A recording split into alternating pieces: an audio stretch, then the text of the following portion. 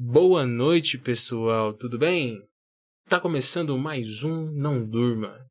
Eu sou o Luiz e eu vou ser o host de vocês aqui nesta noite.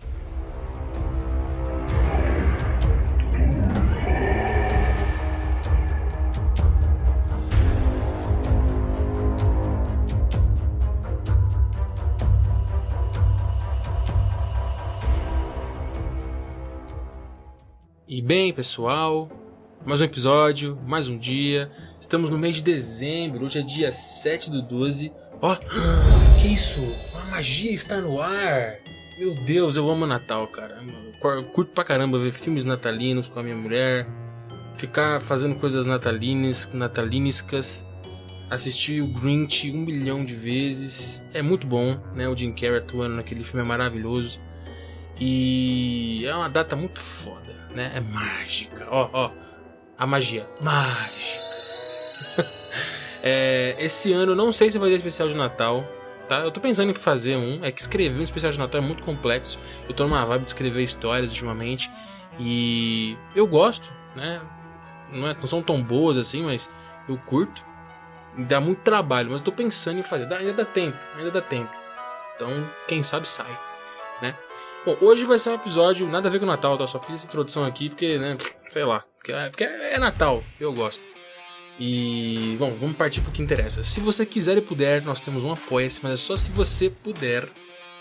O link vai estar aqui nos links do podcast, do episódio. Siga-nos no Instagram também, no Não Durma Horror. No YouTube, dê as estrelinhas aqui no Spotify, ajuda pra caramba. Se você não puder me ajudar financeiramente com qualquer valor lá no Apoia-se, é só você me ajudar divulgando o podcast, escrevendo, compartilhando, comentando, dando suas opiniões, boas ou ruins, não tem problema. E é isso. Então, sem mais enrolação, vamos para o conto de hoje.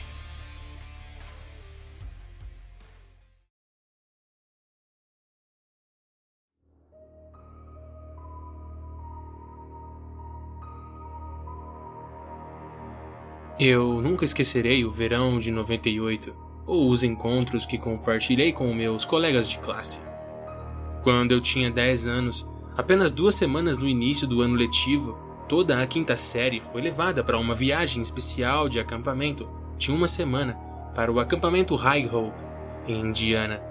Aos 10 anos, a ideia de passar 1 semana longe de casa, sem pais ou irmãos, apenas amigos e outras crianças da escola, era uma das experiências mais legais que você poderia esperar quando criança. O ônibus chegou ao acampamento depois de cerca de 3 horas na estrada, e apesar da viagem relativamente curta, nós estávamos todos cansados. Era meio-dia e não queríamos nada mais do que descansar. As 3 salas de aula eram divididas por gênero, como era de se esperar. Os meninos tinham sua cabine em uma extremidade do acampamento, e as meninas tinham a sua na extremidade oposta. Era uma regra que nenhum menino tinha permissão para entrar na cabine das meninas e nenhuma menina tinha permissão para entrar na cabine dos meninos. Os professores que estavam acompanhando o acampamento mantiveram essa regra rigorosamente aplicada. Depois de nos acomodarmos e almoçarmos, fomos apresentados às atividades das quais participaríamos durante nossa semana no acampamento. Passeios a cavalo, arco e flecha, pintura, trilha, canoagem, fogueiras e histórias de fantasmas, é claro. Tudo o que você esperaria de um acampamento. Mas a única coisa que mais me empolgava era brincar de pega-pega com a lanterna na floresta, na escuridão total da noite. Na noite anterior ao início do jogo, nossos conselheiros do acampamento nos levaram para um passeio por toda a propriedade onde o acampamento estava situado. Nos arredores mais distantes da propriedade havia uma casa velha e dilapidada que havia sido abandonada há muito tempo nos anos 1800. Naquela noite, nos contaram a história por trás da casa, por que ela havia sido abandonada. Em 1894, um fazendeiro e sua esposa eram donos da casa. O fazendeiro, Sr. Shaw, estava trabalhando em seu campo uma noite, com uma lanterna brilhante acesa por perto, quando de repente ele agarrou seu peito com dor e caiu na lama. Sua esposa correu para o lado dele e descobriu que ele havia morrido. Ataque cardíaco, aparentemente. Com o sol se pondo e sem mais ninguém na propriedade, A senhora Shaw deixou o corpo do marido sozinho enquanto corria para o vizinho mais próximo para buscar ajuda. Ao retornar à fazenda, eles descobriram que o corpo do Sr. Shaw havia desaparecido. Não havia sinal de luta, nenhuma pegada levando para o corpo ou para longe do corpo, com exceção das pegadas da Sra. Shaw de antes. Mais estranho ainda, não haviam marcas de arrasto na lama e nenhum sinal de que o corpo do Sr. Shaw talvez tivesse sido rolado para longe do campo lamacento colina abaixo. Os vizinhos organizaram uma busca por seu corpo na manhã seguinte. O pântano próximo foi arrastado em busca de seu cadáver, possivelmente afundado, e a floresta foi minuciosamente vasculhada em busca de sinais de necrófagos que podem ter levado seu corpo para alguma refeição. Nenhum sinal do Sr. Shaw foi encontrado.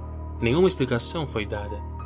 Uma semana depois que o Sr. Shaw desapareceu misteriosamente, a Sra. Shaw relatou ter visto um brilho vindo da floresta. O brilho verde lembrando uma lanterna. Ela chamou a figura vagando pela floresta, mas ninguém respondeu. A figura se aproximava cada vez mais da propriedade a cada noite que passava, fazendo com que a Sra. Shaw temesse por sua vida.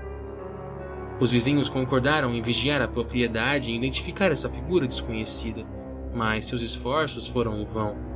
Depois que a figura apareceu na linha das árvores, um lamento doloroso que não poderia vir de nenhum homem emanou da floresta. O lamento ficou mais alto em som e ferocidade à medida que se aproximava da casa da viúva Sra. Shaw. Um grito assustador e ensurdecedor chamou a atenção dos vizinhos que patrulhavam e reconheceram a voz. Era a Sra. Shaw. Correndo para casa, eles encontraram a Sra. Shaw morta no chão. Seus olhos estavam arregalados de medo e sua boca estava congelada em um grito perpétuo. Pegadas de lama foram encontradas dentro da casa, levando-a aonde a Sra. Shaw estava parada, mas não havia pegadas que levassem de volta para fora. Ao revistarem a casa em busca de intrusos, os vizinhos não conseguiram encontrar ninguém e nada fora do lugar. A Sra. Shaw foi sepultada no pequeno cemitério da vila, e a figura da floresta continuou a assombrar e perseguir todas as casas perto da linha das árvores. Todos aqueles que tentaram se mudar para a antiga residência da Sra. Shaw relataram uma sensação de estarem sendo observados e ameaçados. Nenhuma família morou na casa por mais de um mês antes de ser assustada. A casa caiu em ruínas e acreditava-se que a propriedade era amaldiçoada, completamente inabitável por qualquer criatura mortal. Eu nem preciso dizer que a história de fantasma nos assustou consideravelmente. Até os meninos ficaram abalados com a história assustadora. Naquela noite, todas as meninas se reuniram para formar uma estratégia para o jogo de pega-pega com lanterna na noite seguinte. Nenhuma de nós queria chegar perto daquela casa, especialmente no escuro. Todos concordamos em formar uma dupla com um amigo e nunca sair da trilha principal, mesmo que estivéssemos prestes a ser encontradas. Ainda pensando na história, nenhuma de nós dormiu bem naquela noite. Todos nós deitamos em nossos beliches, nossos olhos observando a porta e as janelas, com medo de que os meninos tentassem nos pregar alguma peça ou nos assustar de alguma maneira. Eventualmente, nós adormecemos, uma por uma. Por volta das 3 da manhã, todos nós acordamos assustados com o som de galhos e ramos estalando.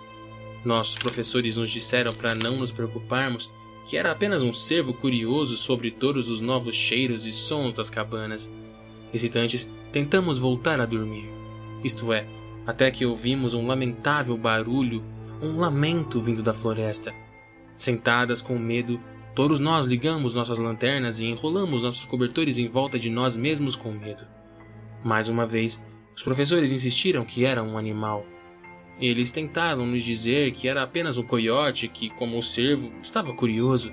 Nós não acreditamos neles, obviamente. Não desta vez. O lamento ficou mais alto e mais próximo. A cada passo, um galho estalava e outros balançavam. Todos se abaixaram sob as cobertas, tremendo de medo. Eu me lembro de ver os meus professores sussurrando uns com os outros no canto. Uma tinha pegado um taco de beisebol que estava escondido em seus aposentos privados da cabana, enquanto a outra tinha as mãos em uma lanterna. Eu observei enquanto meus professores passavam pela cabana, verificando todas as janelas e a porta para ter certeza de que estavam todas bem fechadas. Agora, Eles estavam tentando nos dizer que eram os meninos pregando uma peça doentia em nós. O lamento ficava cada vez mais alto e nós ficávamos cada vez mais assustadas a cada momento que passava.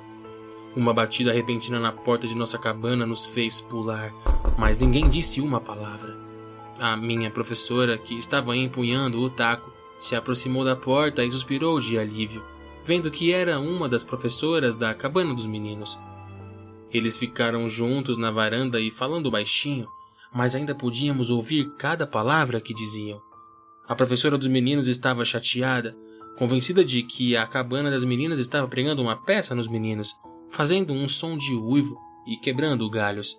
Nossa professora disse a ela que ninguém havia saído da cabana e que estávamos igualmente assustadas.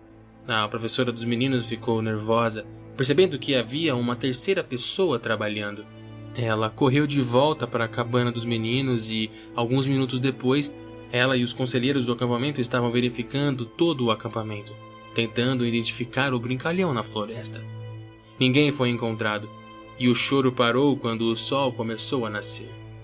Naquela manhã, todos estávamos exaustos, tão cansados quanto estávamos quando chegamos.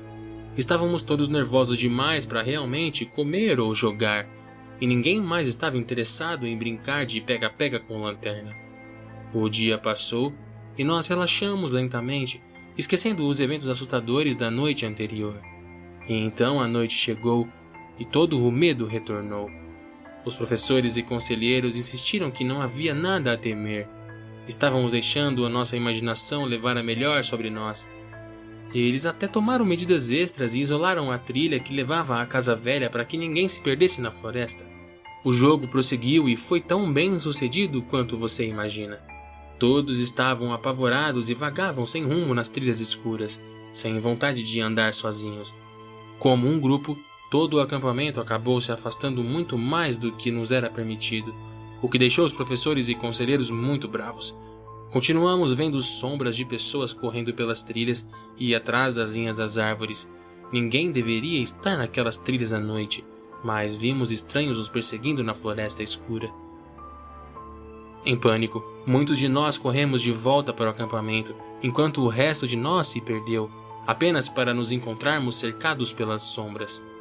Uma das sombras, que estava logo além da trilha isolada, estava segurando algum tipo de luz brilhante, e ainda assim, apesar do brilho da luz, ele parecia nada mais do que uma sombra. Finalmente, encontramos o caminho de volta para o acampamento e fomos prontamente instruídos sobre seguir as regras e saber a importância das regras estarem em vigor para nossa própria segurança. Fomos dormir cedo naquela noite, por punição e porque na manhã seguinte voltaríamos para casa. Todos dormimos profundamente naquela noite, cansados demais para ter medo. Todos nós dormimos profundamente naquela última noite no acampamento. Na manhã seguinte, depois de arrumar as nossas roupas e suprimentos, nos preparamos para deixar a cabana como um grupo, apenas para encontrar pegadas e lameadas na varanda da cabana. Pegadas que levaram à porta da frente, mas não levavam para longe.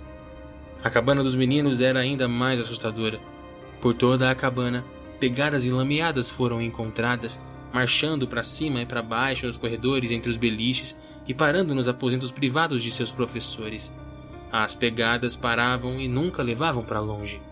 Mais uma vez, os professores acusaram uma cabana de pregar peças umas às outras, mas todos os professores atestaram por cada aluno naquela noite. Ninguém havia saído da cabana. Depois de retornar à escola, nossos professores nos mostraram todas as fotos tiradas durante a nossa semana no acampamento. Uma foto, a única tirada durante a noite da história de fantasmas, mostrava uma sombra na linha das árvores ouvindo a história. Ninguém sabe o que aconteceu com o corpo do Sr. Shaw, mas eu posso dizer uma coisa: ele nunca saiu da propriedade e ainda está espreitando a floresta do acampamento Highcombe.